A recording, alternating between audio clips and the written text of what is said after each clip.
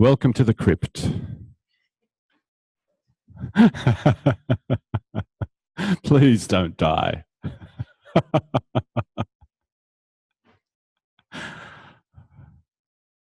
We're going to return to our theme. Oh, this is a very different sound down here, isn't it? Oh, very deep, deep down in the crypt. Okay, we're going to be returning to our theme of breathing and continuing on with that.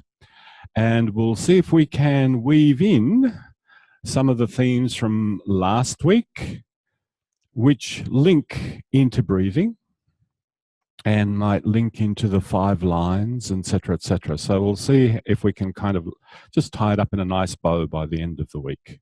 All right.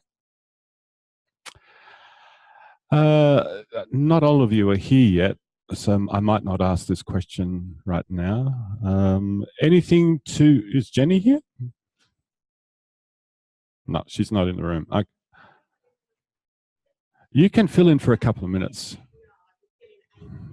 Okay. Why should I just be amplified? It'll come on, just to give it a time. It's not that one? Okay.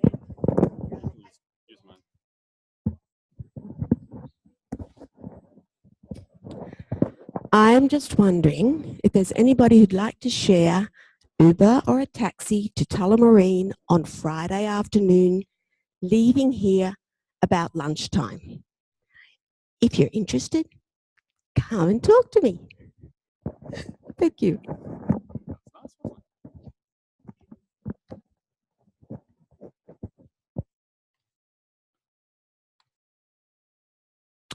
Okay. Here's a question to start with.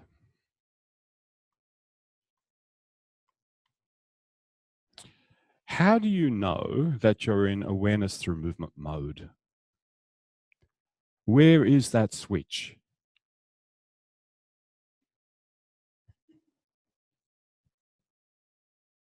Yeah? Mark's going, ooh, all the way through here. Well, when you switch on that switch, what changes in you? It's a rhetorical question. Yeah, yeah.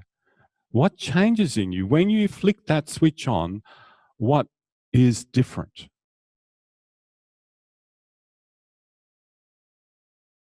And it's a bit of an artificial question, really, isn't it? Or is it? When are you in non-awareness mode? And when are you in awareness mode? And to be able to answer that question, you need to have some sort of working understanding of what awareness is and what it feels like to be aware, as distinct from asleep, as distinct from awake. And you've heard that talk, yes? The distinction between being aware, asleep, and awake. Are you in awareness mode right now? Or are you in the mode of Zoran's talking, blah, blah, blah, I'll just tune out for a moment? Which is fine. Please come up to standing.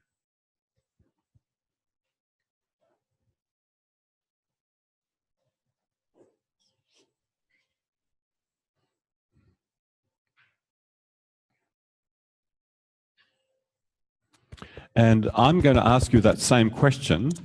Were you in awareness mode when you came up to standing, or were you not?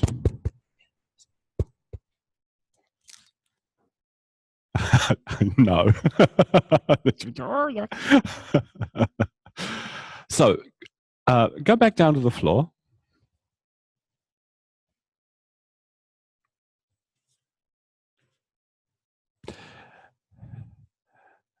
Whatever you do to switch on that awareness mode switch, switch it on.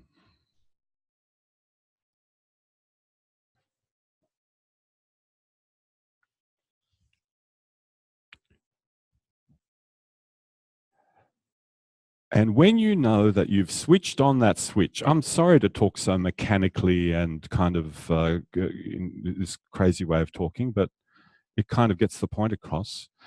When you make that decision, now I'm going to start being aware of myself, my thoughts, my movements, my sensations, my feelings. What does that start to feel like?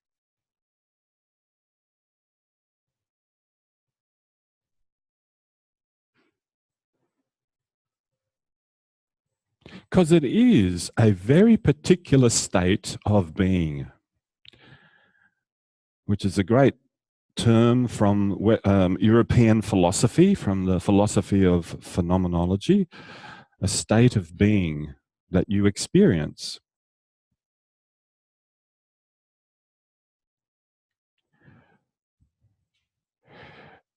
So in this state of awareness that you're in right now,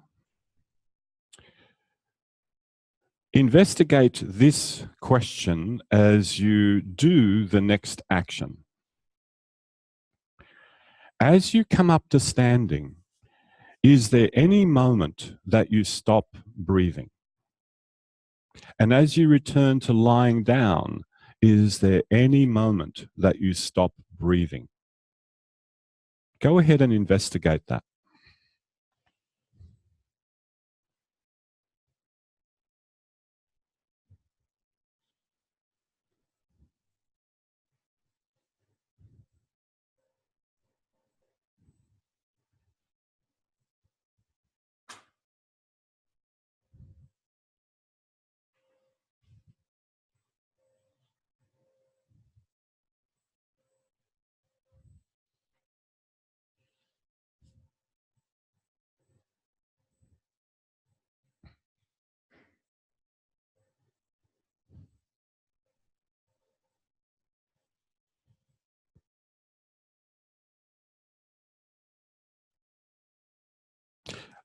What was the result of your inquiry?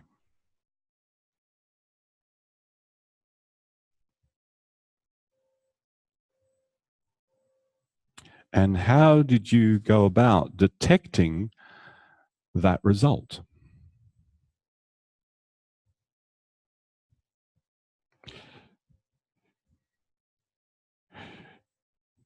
So if I'm going to continue with this machine-like analogy, I'm going to switch over to a computer metaphor. And for those of you that are very conversant with computers, you know that you can have one program running in the background and have another program opened in the foreground. So you can have actually two programs open, and it's really quick to switch between the two. You don't have to close one down completely in order to run the other one. And the reason I'm setting up this metaphor, this computer metaphor for you, is if you were to try to navigate the streets of Melbourne in that kind of an awareness mode that you just did, you wouldn't survive very long. So the question becomes, how can you flick into awareness mode and then flick back out of it? How can you be doing your everyday activities and for just a brief moment you flick into awareness mode and you go, oh, that's what I'm doing. I had no idea. And then you change something and then you go back. So now, could you get up and come back down again, get up and come back down again without being too much in awareness mode, but have awareness mode running in the background? And notice, at any moment, do you hold your breath? Do you stop breathing?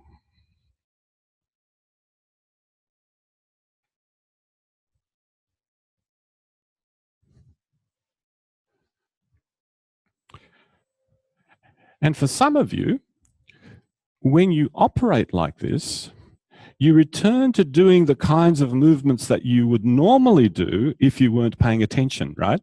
You go, "Ah, ah." And that's how you find out what you really do in your everyday life, rather than this artifice. Now I'm doing awareness through movement, and I will be very careful about my trajectories, and I will do this and I will do that. Well, that's very nice. That's learning how to do lab work. Yeah, that's learning how to do laboratory work. But how do you take the lab out into the real world?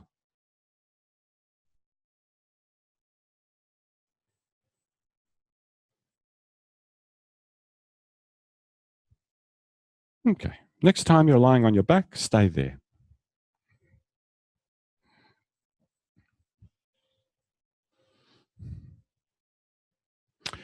Now, just to let you know, please do this lesson for yourself. I won't be asking you to teach it to another person. I won't be asking you to make notes about it. So you're invited to do this lesson purely for yourself. And if you choose to do it for the lesson, to understand the lesson, please go ahead and do that. It's your choice. That's fine.